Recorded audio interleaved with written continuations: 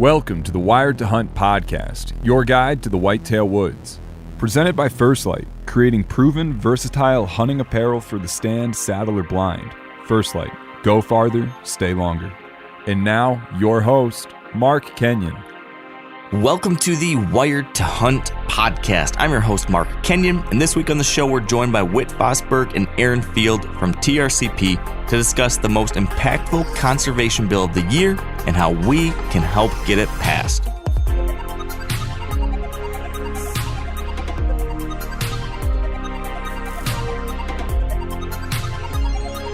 All right, welcome to the Wired to Hunt podcast, brought to you by First Light. And this week on the show, as you might expect, we are continuing our Conservation Month series. And our topic today is a very specific one. We're going to discuss one specific piece of legislation, the biggest conservation bill, actually, of the entire year.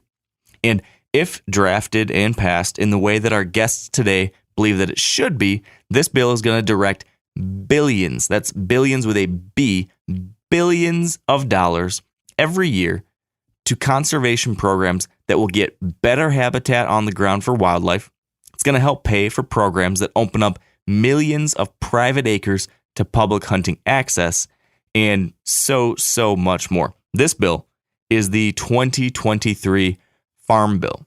It's a title that at first glance, maybe doesn't suggest great things for wildlife in wild places, but by the end of today's episode, I promise you will understand just how important the Farm Bill is to hunting, fishing, and conservation.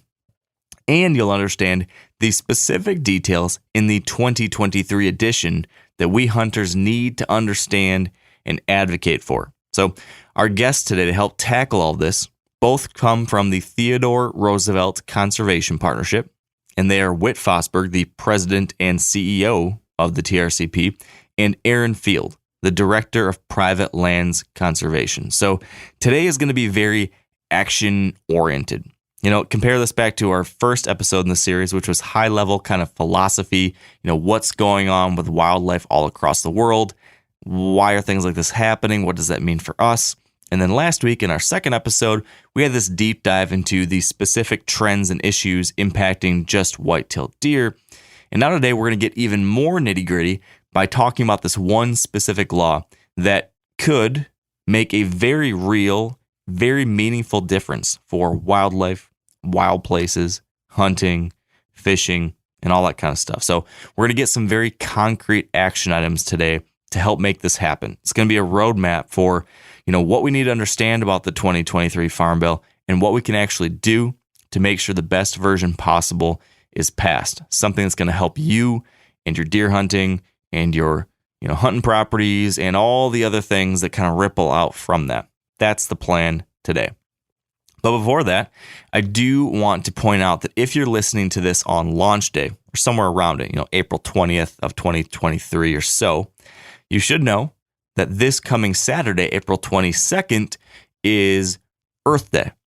And I don't know what your take is on Earth Day.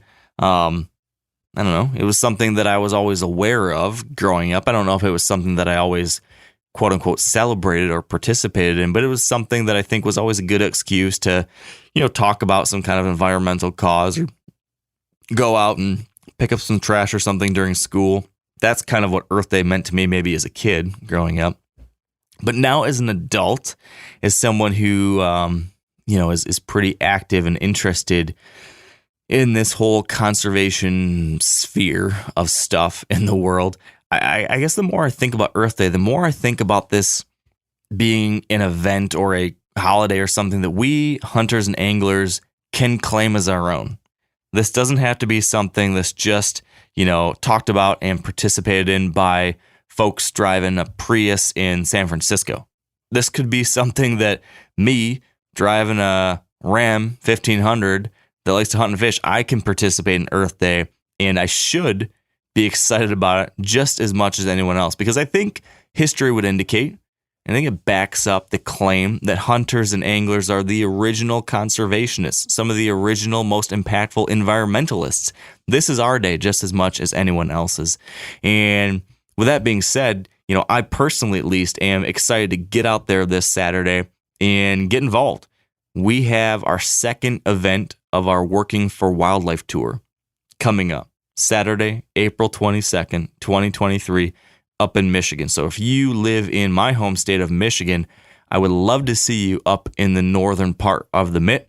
We are going to be building small game habitat, creating brush piles, maintaining wildlife openings, doing some really cool stuff on some public land up there in Kalkaska. You can get the full details about that and how to register and where to show up, all of that. If you just Google Working for Wildlife Tour, and then you'll find the links there to the registration page, all the details you need. I think it's from 9:30 to 2 with partnership or in partnership with MUCC. I already told you what we're doing. I'm going to bring T-shirts that I'll be giving away to the first 25 volunteers out there. There's also going to be a social get-together at the Bear Lake Inn afterwards. I think that's like from 3 to 6, give or take, somewhere in that ballpark. We'll be getting some food, hanging out, talking. I'm excited to meet a bunch of you, hear your hunting and fishing stories, see some pictures, and make some great wildlife habitat too. But, that's not all. There are also events similar to this, all over the country. So if you're not in Michigan, don't feel bad. There are things you can do. Get outside and participate in Earth Day. And I did just a little bit of Googling, and I found a handful of different things very quickly. Take, for example, if you are a backcountry hunters and anglers kind of person, there's a wood duck box building event over in Brunswick, Vermont this Saturday. If you're down in Ohio, there is a tree planting event in the Wayne National Forest in Nelsonville, Ohio. Here's some stuff being put on by Trout Unlimited. They've got a bunch of different river cleanup events all over the country, every different neck of the woods. There's one I just saw in the Mianus River in Connecticut. There's another one on the Harpeth River in Tennessee. Pheasants Forever, if you're an upland kind of person, they've got some habitat work days going on. I saw one in Haviland, Kansas. I saw one in Worthington, Minnesota. So do a little bit of online searching with whatever organization you enjoy working with the most, or you can just search Earth Day events in Grand Rapids, Michigan. And there's going to be a whole bunch of different things pop up. My, encouragement to you is to get out there, have some fun with it, give back a little bit, but most of all, I think it's just going to be a good time. I've been preaching this over the last few weeks, so sorry, same old message. But man, it's just true. It is fun to be outside, to do some good work on the land, and to do it with some other people that enjoy wildlife, that enjoy hunting, that enjoy fishing, that enjoy the great outdoors. What more could you ask for, people?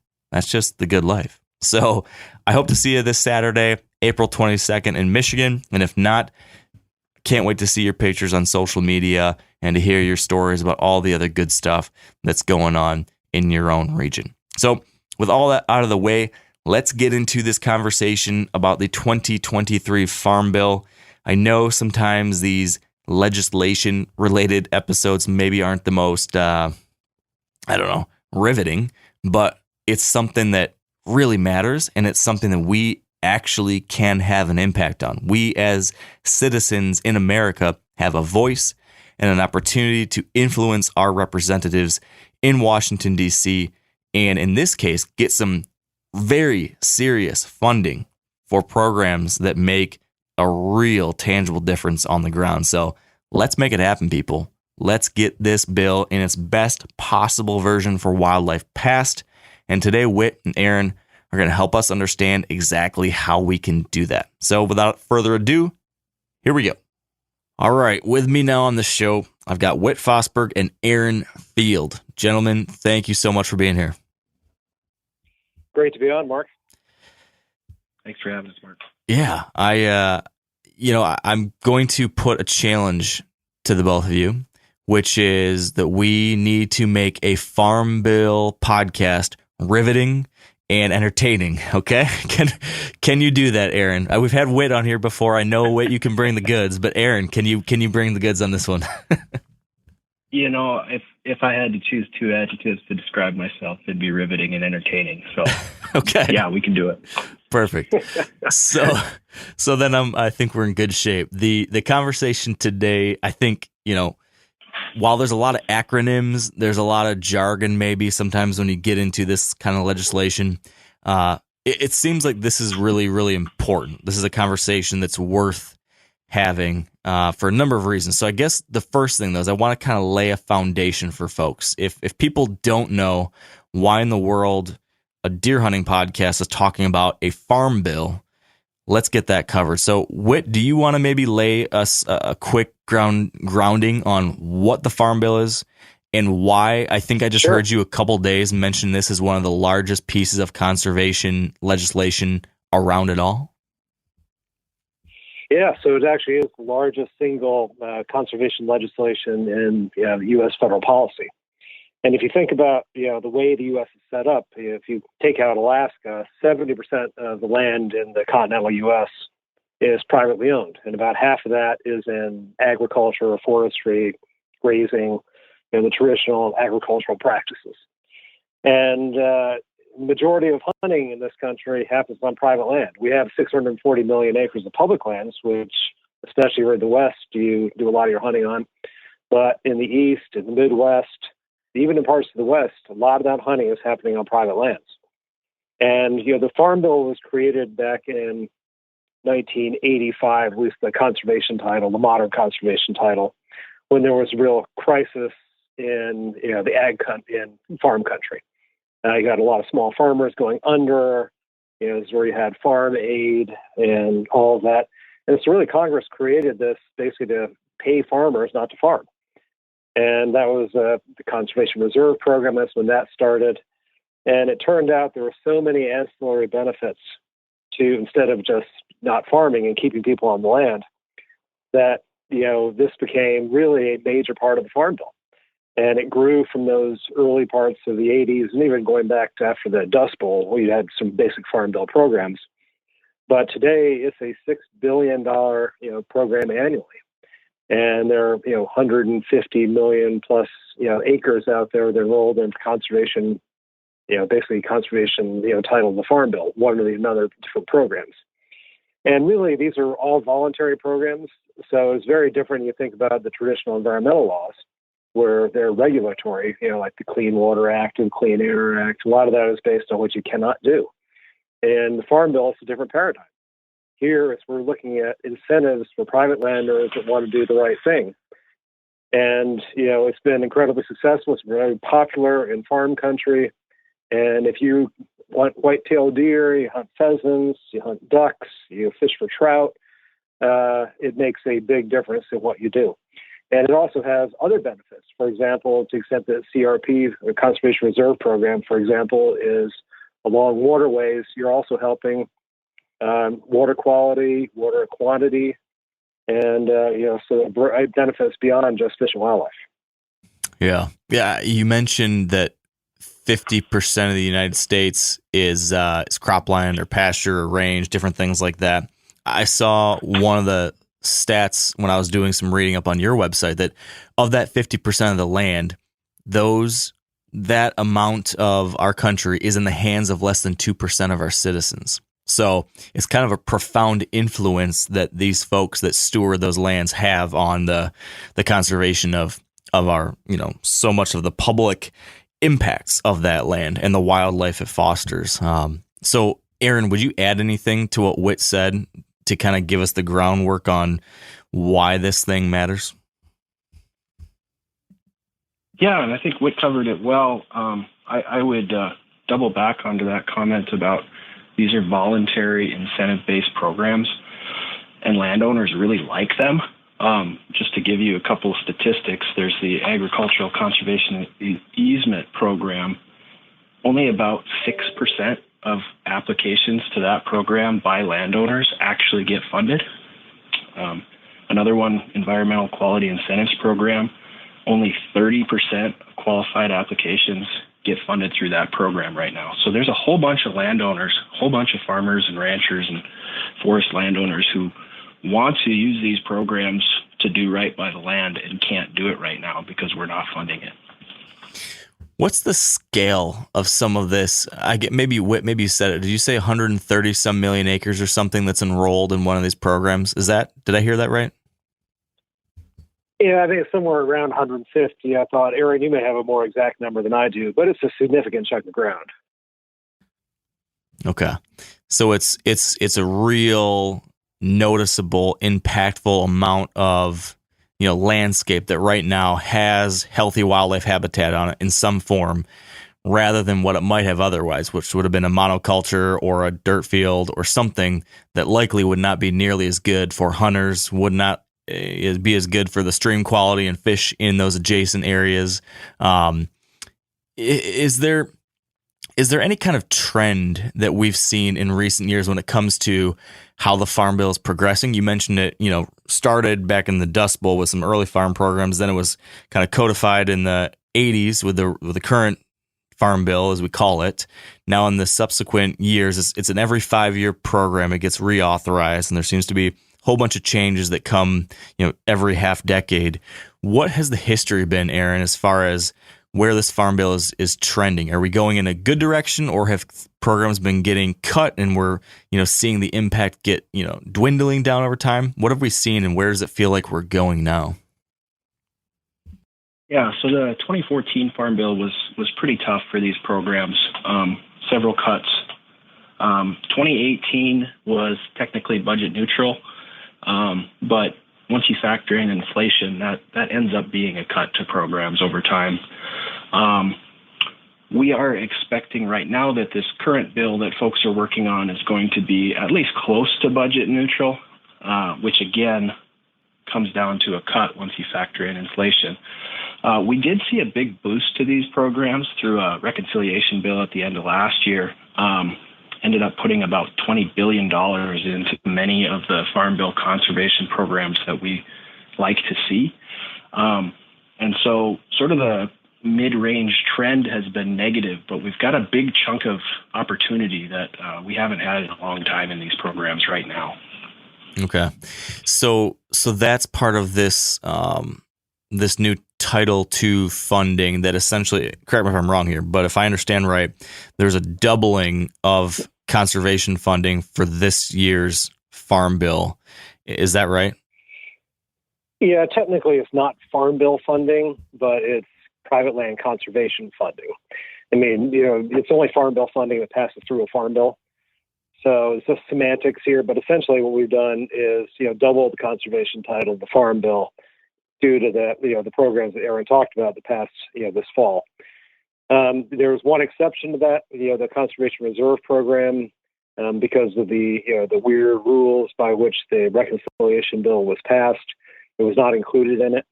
So essentially, you're going to see big additions to the other core programs of the conservation title of the Farm Bill, but not to CRP, which has really been going through some tough time in recent years. We're finally seeing an uptick in CRP enrollment, but it's not nearly where we'd like it to be right now. Okay. So one more question before we kind of get into some of the nitty gritty, because I do want to dive into, the actual programs, the actual stuff this is getting on the ground. But one thing that's always, I guess, kind of perplexing, I think, for a lot of, even for me who follows this stuff pretty closely, is what what actually has to go on behind the scenes to make this stuff happen. I always lean on my elementary school education and the Schoolhouse Rock, whatever that Bill song was. That's basically the extent of my background of how a bill makes it to Capitol Hill.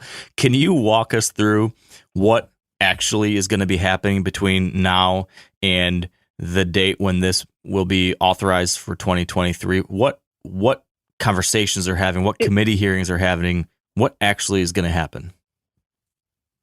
Yeah, I'll jump in here, and then Aaron, if I've missed anything, feel free to elaborate. But as you mentioned, every Farm Bill passes essentially every 5 years, give or take. And and then there's the real challenge of implementation. So our community is engaged at two different levels. So as we're gearing up to this Farm Bill, as in previous Farm Bills, we assemble the overall community hunting and fishing groups in something we call our Agriculture and Wildlife Working Group. And that's 26 27 different groups that meet regularly. Erin supervises that group and herds the cats. And we come up with a recommendation from our community, what we want to see in the conservation title of the Farm Bill. And then, we and the other groups that have lobbying capacity will make sure that, that happens. Hearings are going on already on this. And a lot of the way it works is there are going to be changes made in a program. You will see what are known as marker bills. So individual, chunks of legislation will get dropped in to be discussed. That may be, something like the Conservation Reserve Program and what we can do to make it better, both for the landowner as well as for the environment. And, so there is a bill in to do that right now that, we'll see some, hearings on. There are other marker bills on various other aspects of the Farm Bill. And then the committee, the Agriculture Committee in the House and the Senate, will do hearings in D.C. and they'll do field hearings around the country, gathering input on, these marker bills or the overall program in general.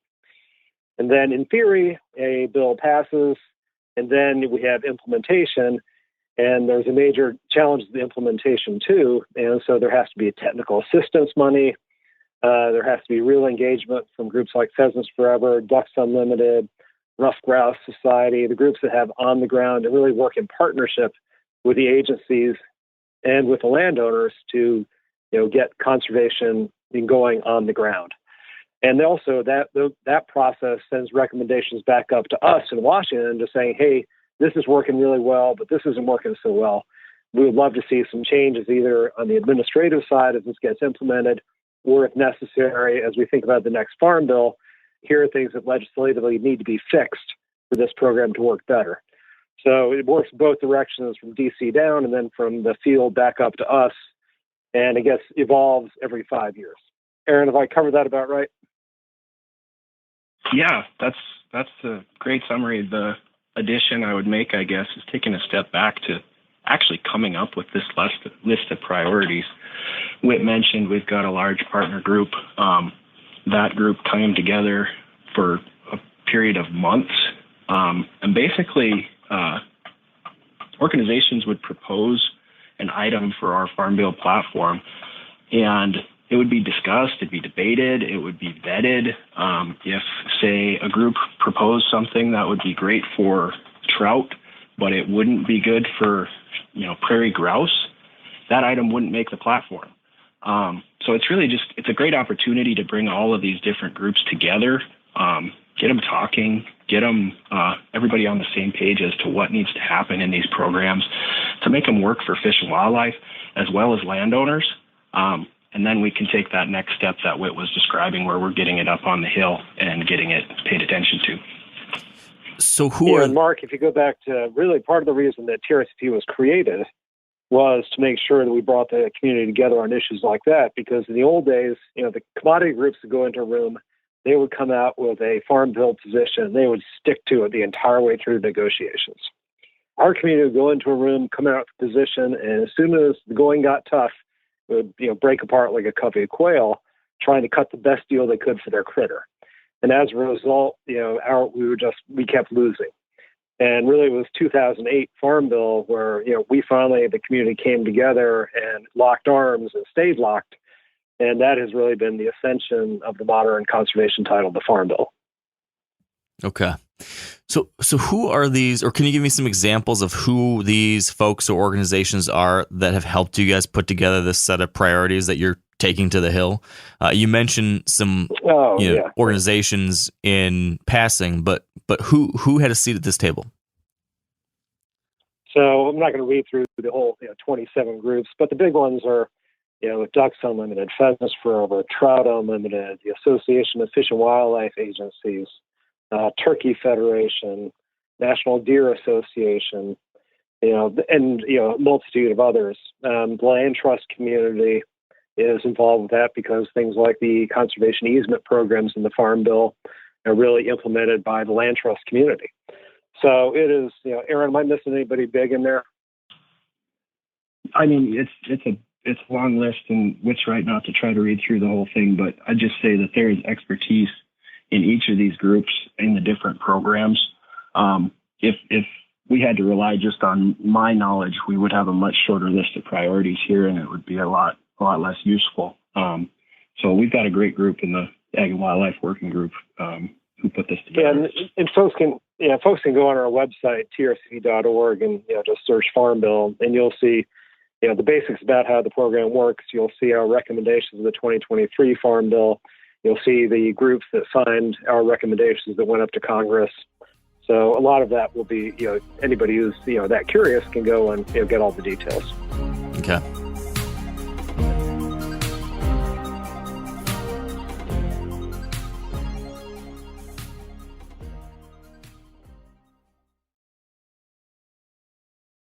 So when I think about this upcoming, moving into this year and the authorization of this bill, there's a number of different priorities that I know you guys have listed out as part of the process working with this group.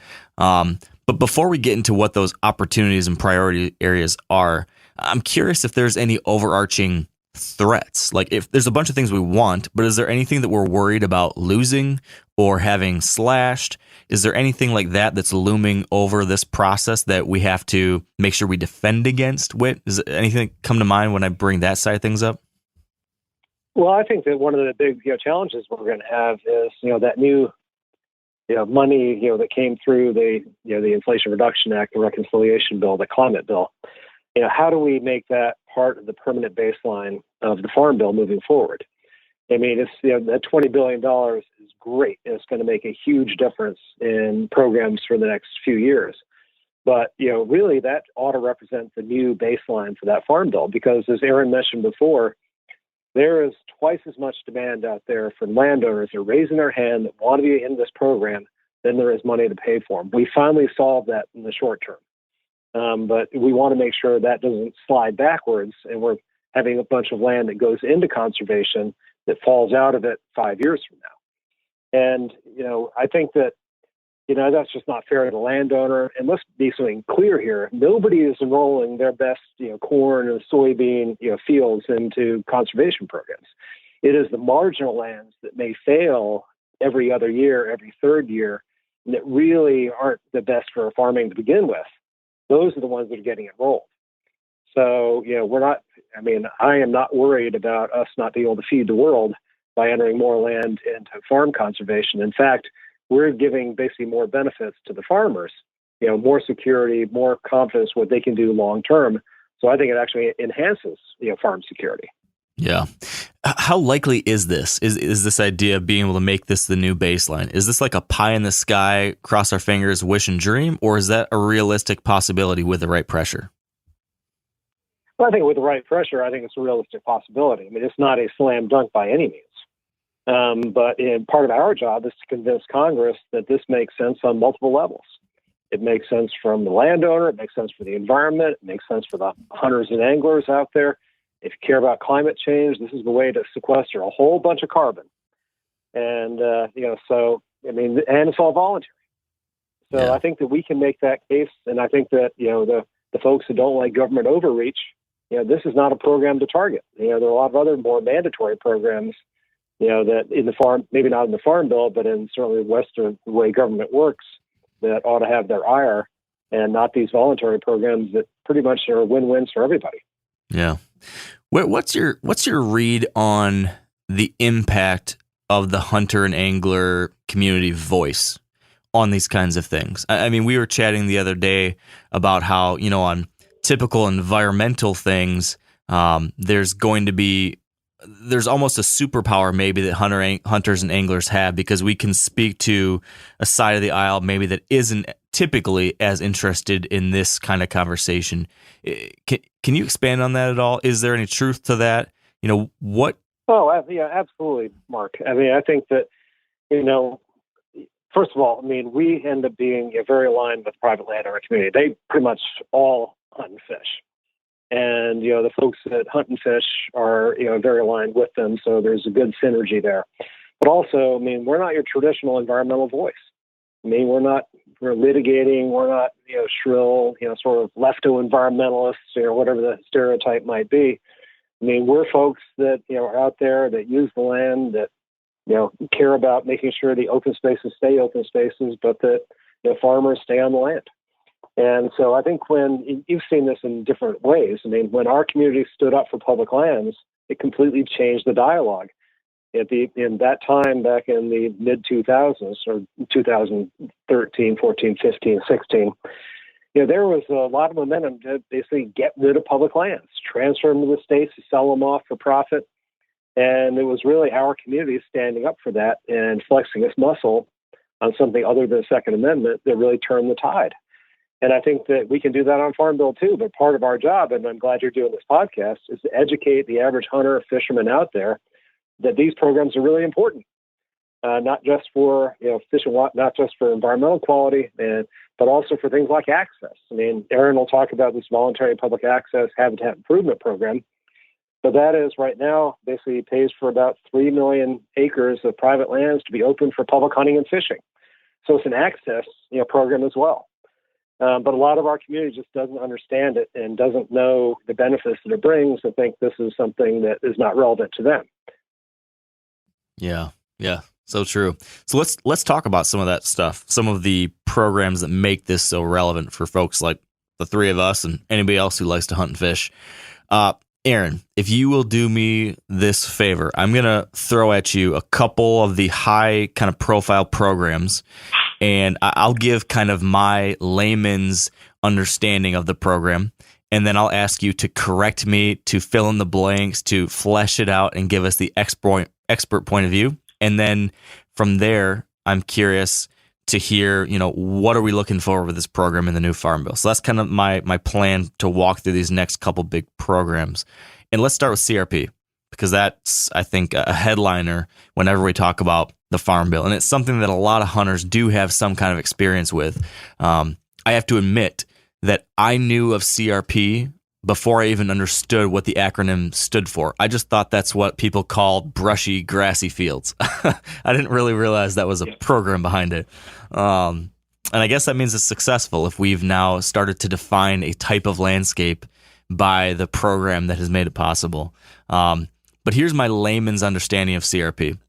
This is a program that pays on a per acre basis to a farmer to take land out of farm production. So he'll take an acre out of corn or soybeans or something and instead plant some kind of other native, I think always native grasses, forbs mix, different things like this, getting some kind of different habitat type on the landscape that's better for wildlife, that's better for the soil quality, it's better for carbon sequestration, water filtration, all these different things.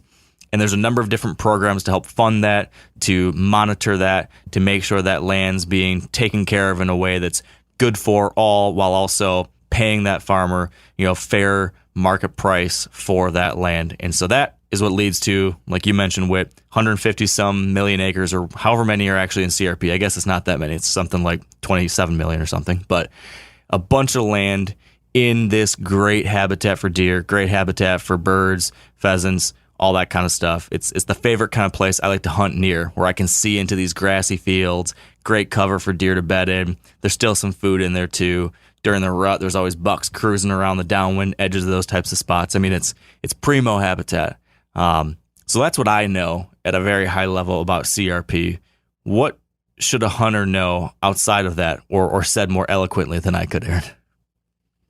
Well, you nailed it, actually. I love that description, and I think pointing out the deer habitat benefits to CRP is something we haven't always done a great job of.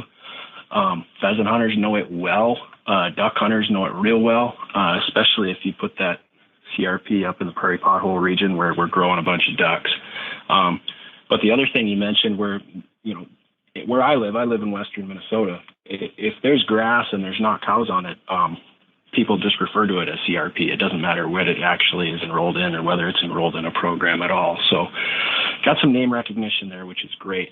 But basically you hit most of the program. I'll say one thing. You said pay a fair rental rate. For the most part, we're not paying a fair rental rate right now. We're relying on landowners out of their goodness of their heart to sign up for this program. In most places, the amount we're able to pay is just really not competitive with crop production right now. And that's one of the main reasons we're we've got about 23 million acres enrolled in the CRP right now. We should have about 27 million acres. And a lot of that has to do with rental rates. But yeah, you're taking typically real marginal land that is high risk for crop production, and often what a lot of people don't realize is a certain percentage of just about every crop field in the country is costing the farmer money to farm. It might be too wet, it might be too steep, the soil might be too heavily eroded. You might have, saline or sodic issues. Anyway, there's a lot of reasons it can happen, but something like 5 to 15%, depending on where you are in the country, you're actually losing money on, because we're paying for seed, we're paying for fertilizer, and we're not getting that crop production out of it. Anyway, we're taking acres like that typically, putting them into conservation cover, something that makes good nesting habitat, makes good bedding habitat, stops soil erosion, and basically just putting it in a higher use. And we sign folks up for a 10, 15, in some cases 30-year contract to keep that cover in place, and then we ask them to take care of it. Yeah, and this is something that I know a lot of even land managers, who own tracts of land primarily for wildlife, even at least look to try to get involved. And I know there's some folks I know who've been able to get their own land into a CRP program or something similar. And, within that, there's flexibility to plant these different mixes, but then also there might be room for some food plots even within that. So I know this is kind of an aside, but the CRP program and similar programs are an interesting option for recreational landowners to try to get into as a way to somewhat help subsidize habitat improvement projects that benefit downstream and across the kind of the ripple effects of a specific property. But I guess that's neither here nor there. My biggest question for you, Aaron, given that CRP is there's been capped how many acres are allowed to get into it, and then as you mentioned, we're not necessarily paying a rate that makes it competitive with what the market is paying folks for their crop. What is it that we're asking for in this round of the Farm Bill when it comes to CRP? What are the big changes or requests that we have? Yeah, I mean, the biggest issue here is we're not providing strong enough incentives to get to that acreage cap. In previous years, we work on getting that acreage cap higher. Right now, we just need to make the program attractive enough to get to that current cap. So a few things that we would like to see. First of all, improving those rental rates would be a huge step towards making this program all that it could be. But a couple of just simple things. There's a payment limitation landowners can't exceed, and that limit was set 1985. So we'd like to see that raised to account for inflation. We'd like to restore cost share for the management activities we ask people to do on their CRP. So if we say, all right, you're signed up for a 10-year contract, at year 5, we want you to go in and mow brush and spray weeds, we think that the landowner should receive some cost share, so they're not shouldering that entire cost. And we also think that there's some room to put grazing infrastructure in place where it makes sense. So where I live in Minnesota, for example, a lot of these grasslands evolved with some grazing. And if we can put the infrastructure, put the fencing, put the water facilities in place so that we can use livestock as a management tool on that CRP acre, that saves us some taxpayer money for other ways of managing. And it also provides an incentive to the landowner to have that enrollment. So we've been working, and we were happy to see a marker bill that Whit mentioned earlier be introduced, the CRP Improvement Act, that would do several of these things. So we're hopeful that can move forward this Congress. Okay. So if we can get all those things done, if we can get those rates back to a more reasonable level, do you feel confident that we will not be in a position like we were a handful of years ago where folks were dropping out of CRP and we were seeing, more and more land converted back into ag. We are seeing wildlife habitat come off the ground. How do you feel about the general future prospects of this program and all those acres that we desperately need? Yeah, and I think we definitely can get back to the point where this is viewed positively. I think that TRP has had a bit of a public relations problem in the past, and hunters and anglers are some of the only folks who have, stood up for this program, which in terms of environmental benefits is pretty much the best thing we can do within Farm Bill conservation programs, maybe next to our easements. But just a ton of positives, and we just need to keep telling that story, and especially hunters, and especially taking that next step from moving out from our duck hunters and pheasant hunters and having our deer hunters talk about this, having predator hunters talk about this. It's an important program. Yeah. So how about we move to the next one, the Voluntary Public Access and Habitat Incentive Program. My super high level simpleton's description of this term is this is a program that provides funding for states to create public access programs where we pay a landowner to open up their land to some level of hunting and fishing access. This is how we have like walk-in programs in states like North Dakota or Kansas or Montana. I think Minnesota maybe has something like that. I know Michigan has something like that. There's a lot of states that have these programs, and I think this is the primary funding mechanism for those. It's one of the biggest challenges for hunters these days is finding places to hunt. While there's not necessarily more hunters than there used to be, there sure seems like there's more active hunters out on these public lands these days. So having increased access to private lands seems like a heck of a good deal and something we would all really benefit from. Is that a correct way to describe this program? And what else would you add to that, Aaron? Yeah, so this is basically you take the programs that states and now tribes have already created, private lands access programs, from Kansas to, you mentioned Minnesota's program with the walk-in areas, from North Dakota to the private land open to sportsmen. So you're taking these programs that have already been designed at the state level, and oftentimes they're implemented at even smaller levels of government. So, for example, in Minnesota, it's our soil and water conservation districts that actually enroll land in the walk-in access program. But you're supplementing the funds that states have available to do those programs. So, for example, in Minnesota, I pay my $3 walk-in access validation fee every time I buy my hunting license. And there's other sources of state and local funding that are used to support that walk-in access program, whatever it's called in your state. But this is a federal program that states apply for these funds, and they tell USDA how we're going to use them, and USDA awards those out as a grant. And what's really cool about this is not only are they locally designed, locally led in your state, but they've got a massive return on investment. And I don't know if anybody expected that when these programs came out. Whit could probably tell me some more of the history here, but we've got a recent report that says basically if we spend $1 through the VPA HIP program in a rural community to open up access, we're seeing a return of about over $8, almost $9 to that investment.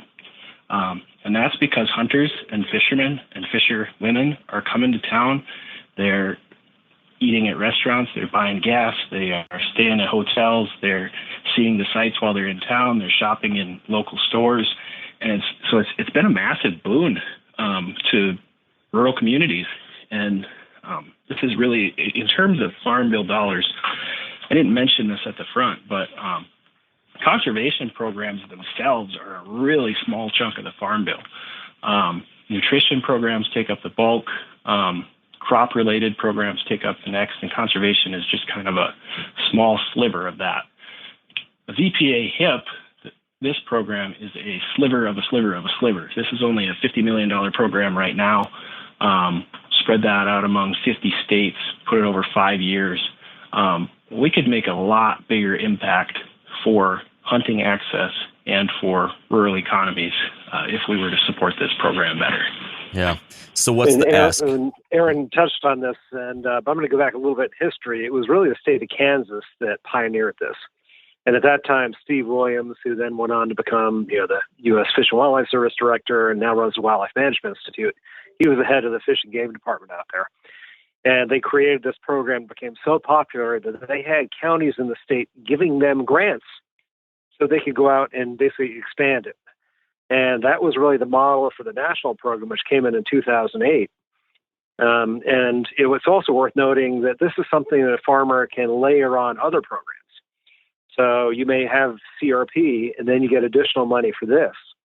And part of this is not just paying the farmer to open up their land to hunt and fish. It also waives the state assumes liability if somebody falls in a ditch and breaks their leg and tries to sue. So it removes that whole aspect, which is a prohibition from a lot of landowners wanting the public on their land. They're afraid of that. So it works on multiple levels. There's a marker bill out there right now that would expand this program to $150 million, and which would obviously triple it. But it just can't be overstated just how important this is for the hunting and fishing public, as well as for the landowner who wants to get as much benefit as he can out of doing the right thing. Yeah. So is that the ask for that $150 million in funding for the program, or is there something else? That's the primary ask. Yeah. I mean, this program works really well. USDA might need a little bit more flexibility as to how they roll it out to states, but for the most part, we can just fund this program better, and it'll do a lot of good. And the other cool thing about this one is that this is block grants to states, and the states can do their own programs. And when this program got created, you had states like Massachusetts, Pennsylvania, Connecticut that have very little public land and didn't have any programs like this, create the programs. Just all of a sudden, there was a source of federal funding that they could match that would create this program. So basically, build it and they will come. Yeah, this just seems like a no-brainer. It's for the hunting and fishing community in particular. I mean, it's just one of those big flashing red lights of a problem for so many people trying to find places to go these days. This is, I don't know if there's any more impactful opportunity to change that than this. I mean, real meaningful dollars to open up access. So if you hate trying to understand all the acronyms within the Farm Bill, if CRP and EQIP and all these different things are too much, just remember habitat access equals the Farm Bill, and that alone is a very selfish reason to get behind this kind of stuff. But there's plenty more selfish reasons. The next one, Aaron, is EQIP. I want to talk about EQIP a little bit. My Cliff Notes version of what this program does, and the acronym is the Environmental Quality Incentive Program, I believe. But the Cliff Notes for what that does is it basically is a program that provides financial assistance and incentives to landowners to do things on their land in an environmentally friendly way. For example, using different agricultural practices when planting their crops, such as using cover crops or maybe no-till drilling or doing different things along those lines that basically preserve soil quality, preserve water, et cetera, et cetera. All of that is good for fish. It's good for wildlife. It's good for wildlife habitat, all sorts of different things like that are associated or adjacent to these agricultural lands. Is that right, Aaron? What did I miss on that one to kind of keep it high level? Well, I'm thinking we need to get you in some congressional offices because you're doing a great job. So EQIP, this is one that we do not have to sell to the ag community and to legislators who are tuned into the ag community. Farmers and ranchers love this program. It's the simplest program. We can walk in, we come up with a conservation plan for your farm and ranch, and we can start putting practices on the ground and help you pay for them. You mentioned cover crops is one of them. Reduced tillage is another practice that can be used. We can cost share putting fence to keep cows out of the creek. We can cost share putting in conservation cover. We can upland bird habitat.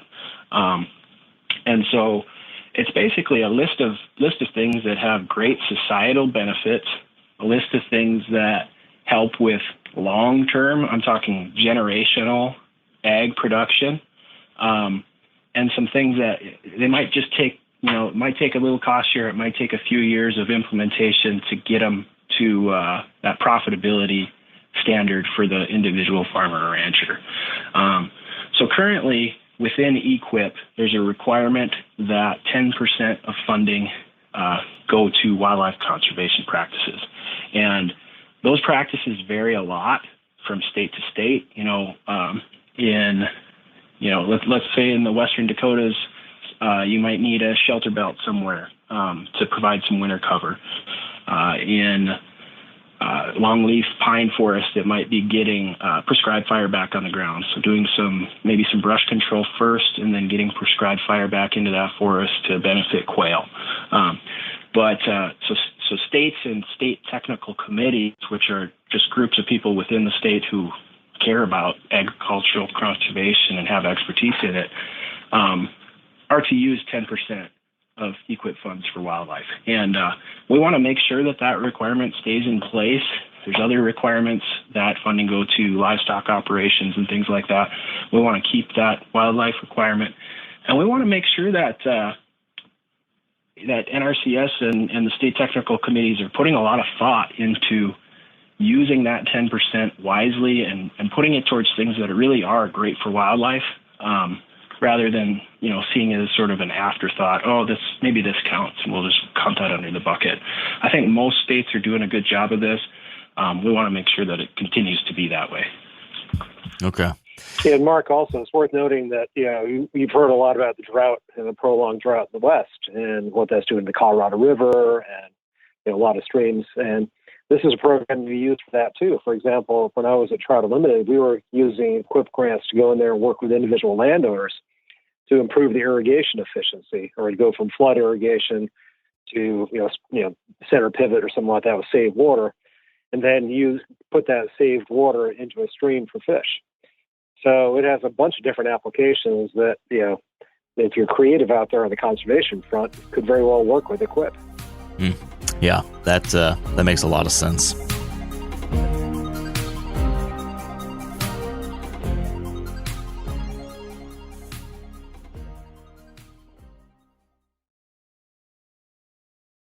Last headliner, for me at least, would be the conservation easement programs that are part of this. And again, super high level. Conservation easements are basically a situation where the development rights for a property are essentially transferred to the government, bought for some fair rate, essentially allowing that place to remain undeveloped into perpetuity. This is obviously by the choice of the landowner. They're voluntarily, selling that future right, and they get a financial benefit for it in the short term, and it ensures that these places stay undeveloped and, highly conserved habitat into the future. And I don't know all about the details in the Farm Bill, how that specifically is played out, but there are programs like that within the Farm Bill. Aaron, can you fill in the gaps there? Yeah, so these mostly fall under the Agricultural Conservation Easement Program. That's split into the Ag Land Easement, ALE, and then the Wetland Reserve Easements. So a lot of hunters and anglers pay most attention to the WRE, the Wetland Reserve Easements. And as you mentioned, landowners voluntarily give up some of the right to develop on their land in exchange for a market price. They retain the right to access. They retain the right to restrict access. They can use it for a lot of different things. It's just we're not going to turn it into a housing development. We're not going to drain that wetland.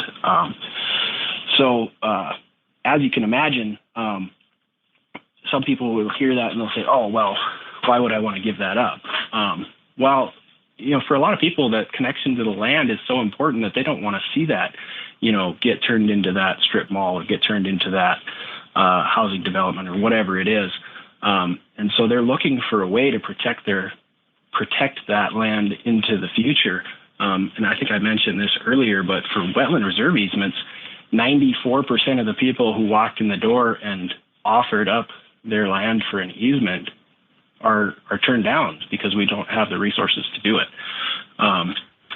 Right now, there's a pretty big hole that I think a lot of deer hunters would be interested in. We don't have a really great way to do forest easements, and these would basically maintain forested land as forest, and you'd still have, management taking place. You'd still have conservation appropriate forestry practices.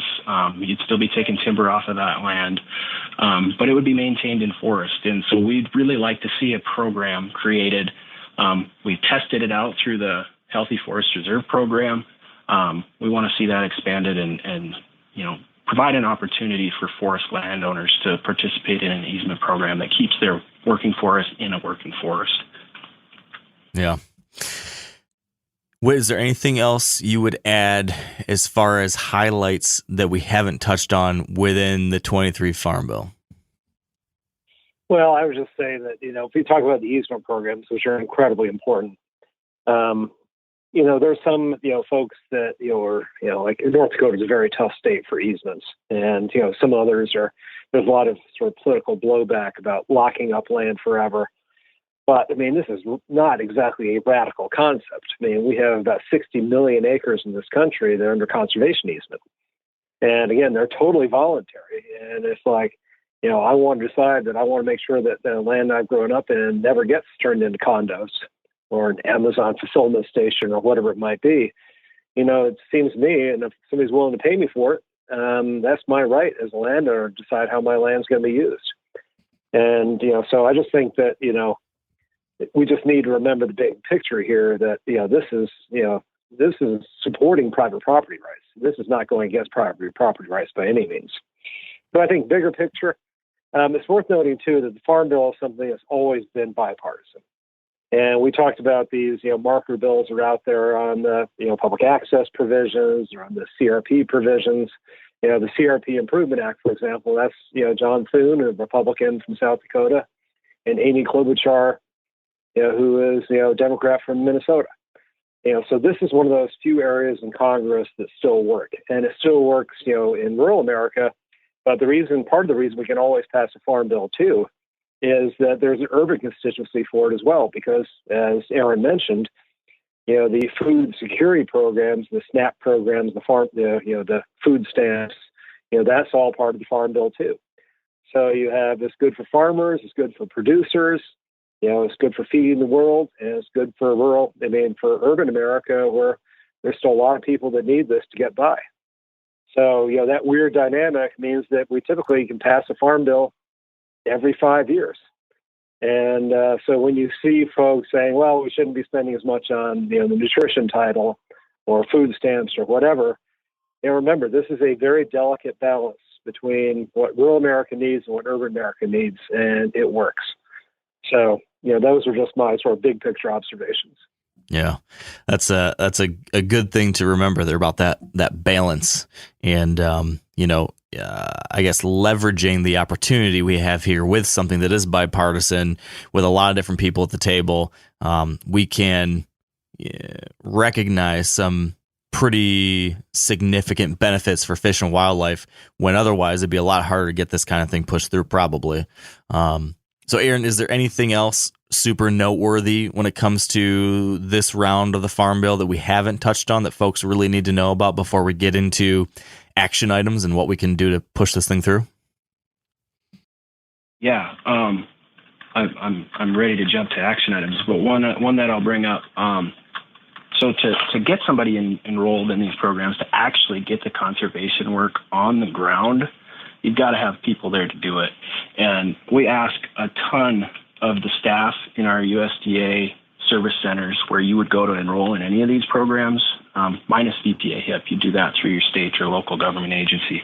But we absolutely need to make sure that when a farmer, rancher, landowner walks in the door and sits down next to somebody's desk, first of all, we need to make sure that there's somebody who's hired to sit at that desk so that they can actually answer questions. But we need to make sure there's somebody who they can trust, who can answer their questions, who can go out to their farm or ranch and walk them through all the different options and areas where we can make some improvements, and then shepherd them through this. There's a lot of applications, there's a lot of detail, there's a lot of things that the average person isn't going to be able to walk through. We've got to make sure we're well staffed. And sometimes we forget about it. We talk about the programs themselves and how we can make them better. We've got to have the people in place to do it too. And whether they're a USDA employee, that's very important, or a NGO, non-governmental organization partner, who is helping to, talk landowners through this process and get them enrolled. Either way, we need to make sure that there's, qualified people there who can take the call and work someone through this process. Yeah, can't argue with that. We've got these diverse set of asks, I guess, right? We're asking for a whole bunch of different things related to CRP, related to access, related to environmental quality, related to easements, related to staffing. There's a lot of different things here. And on the priority document I know you guys have developed, there's a whole list of other things as well. There's a lot of things that we're hoping that the hunting and fishing community can see come to fruition in this edition of the Farm Bill, Aaron. But I'm doubtful that I or anyone listening could remember to list all 24 different priorities in a phone call to someone in Congress or in an email or something like that. So I guess what I'm curious about is, for the average person listening to this, what should we actually do? What should we actually be asking for? And when's the most important time to do it? Sure. I'll give you a couple options and then pass it over to Whit. First off, visit our website at trcp.org. Click on our Farm Bill page, and we'll take you to an explanation of a lot of programs in layman's terms, and we'll guide you towards an action alert that'll put you in touch with your legislators and reach out to them directly. The other thing I'll say is, if you get a legislator, in person, or you get a lawmaker on the phone, or you get one of their staff on the phone, you don't have to know all the details of these programs. What you need to do is tell them that you love to hunt and fish. You want to have great places to be able to do that, and Farm Bill conservation programs are one of the ways we can get there, and that you need them to get it done. So having that personal connection is a lot more important than having all the details straightened out. What about timing? When do we need to start getting on the horn about this stuff? We need to get on the horn right now. So farm bills are being written as we speak, both in Senate and House Ag committees. Staffers are taking input right now. They're putting it into legislative text, and they'll be rolling stuff out in the next few months. So early and often is the answer to the when question. Okay. What would you add on all that? Yeah, I think Aaron covered it really well. If you go to TRCP.org and you sign up, not only will it send something to your legislator, but then you'll also receive regular updates from us about what's going on. And then if there is something really critical that we need to weigh in on about an individual program or individual member of Congress, we can reach back out to you. Again, I think it is important what Aaron said too, is you don't need to be an expert, and don't be intimidated by the process.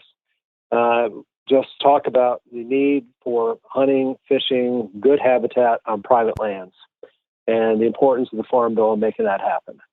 And the more they hear that, then that's just bucks them up. And that's going to be way more impactful than a form letter coming out of our website. When you sign up, the form letter will go, and that's great. But to the extent that you can attend a field hearing in your neighborhood, if you can, write your legislators, you can call in. You can call in the evening and just leave a message on the office voicemail. It'll get listened to and it will get responded to. So that individual, sort of contact that you would do beyond just something as simple as checking a box on an online form, that's really important as well. And I think that tell your neighbors, talk about it at your local Rotary Club or a Grange, meeting. Talk about it at your local chapter meeting at Pheasants Forever, or Ducks Unlimited, or TU, or whatever the group is. And, just get organized and just make your voice gets heard, because the squeakiest wheel in Washington often gets the grease. And this is a squeaky wheel that deserves grease. It seems like it can't be said enough. This is the largest private land conservation bill and set of funding available every single year, right? I mean, this is it. Absolutely. This is the big kahuna. It's the largest conservation bill, period. Wow. So it is bigger than the funding for all the land management agencies. So I think that it is a huge deal, and again, it's supporting the farmers and ranchers of America that feed us all, and it's also great for hunting and fishing, great for water quality, great for climate, you name it. Awesome. All right, gentlemen. Well, I will be getting on the horn here myself. I hope that a lot of our listeners will too. And I will be sending folks to trcp.org. And I actually just checked. If you go to trcp.org/farm bill, it takes you directly to your Farm Bill landing page, which has lots of great resources there for folks too. So great work with all the resources you guys provide. And thank you so much for walking us through all this here today. Hey, Mark, thanks for the invitation, and thanks for just keeping this issue front and center and your listeners. Yeah, really appreciate it, Mark. This is fantastic that you're able to spotlight this for us. My pleasure, guys. Have a great rest of your day. You too. All right, and that is a wrap. Thanks to Whit and Aaron again for all of that they shared. I'm ready to start making some phone calls, sending some emails, doing all that good stuff. We've got a great opportunity ahead of us this year. The 2023 Farm Bill can be the best ever. And if all of us listening right now, if all of us, we got tens of thousands of people listening to this, if we all take some action and talk to our senators, talk to our representatives, this thing can get across the finish line and do some incredible things for deer hunting, for all sorts of animals, for our hunting access opportunities, and so much more. So I hope you will join me in participating in this opportunity to be, active participants in American government, I guess you might be able to say. So with that said, thanks for tuning in. I appreciate you. I'm really proud of this community we have, and having you a part of it means a lot to me. So until next time, stay wired to hunt.